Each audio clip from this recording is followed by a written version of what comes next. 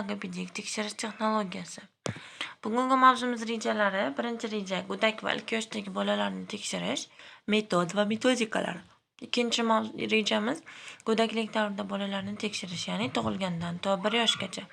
Uchinchi reja ilk yoshdagi 1-3 yosh bolalarni tug'ini tekshirish. Go'daklik nutqgacha bo'lgan davrda tekshirish tug'ilgandan to 12 oygacha bo'lgan davrda jarayon hisoblanadi. Bunda birinchi bosqich neonatal davrdir.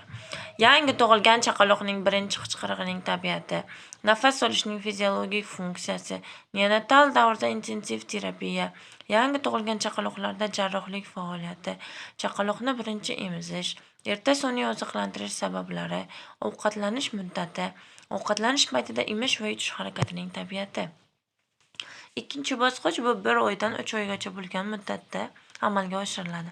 Bunda suzish paytida ochlik, sovqotish yoki haddan tashqari issiqlik reaksiyalarining tabiati, birinchi yuz ifodalarining paydo bo'lishi, uning simmetriyasi yoki asimetriyasi yoki sustligi, dastlabki ko'rish va eshitish konsentratsiyasi, oral e'tibor, kattalarning unga murojaatiga javoban jonlantirish kompleksining mavjudligi, qo'zg'atuvchilarga nisbatan ustun bo'lgan reaksiyaning tabiati, qichqiriq, yig'lash, seskanish, ko'zning keng ochilishi, dastlabki konsentratsiya reaksiyalarining yetishmasligi, onaning unga murojaat qilgan nutqiga nisbatan reaksiyaning tabiati, og'zaki e'tibor, jonlanish kompleksi, chetga o'girilish, yig'lash, munosabat bildirmaslik, qulay muhitda ijobiy his-tuyg'ularning namoyon bo'lishi, masalan, namlangan tagliklarni almashtirishdan yoki ovqatlanishdan keyin.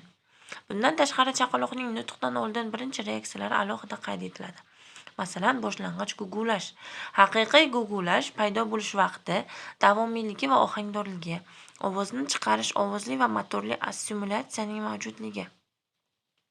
Haqiqiy gugulash paydo bo'lishi, ovozli va motorli, gugulash paytida umumiy xatti-harakat xususiyatlari, ovoz yoki motor stimulyatsiyasidan keyin kattalarga faolroq gugulash shaklida hissiy munosabat mavjudligi yoki yo'qligi. Kattalar intonatsiyasiga birinchi reaksiyalar: g'azablangan, mehrli, ularning yig'lash, jonlanish kompleksi, mimika ko'rinishidagi namoyishlar. Gugulash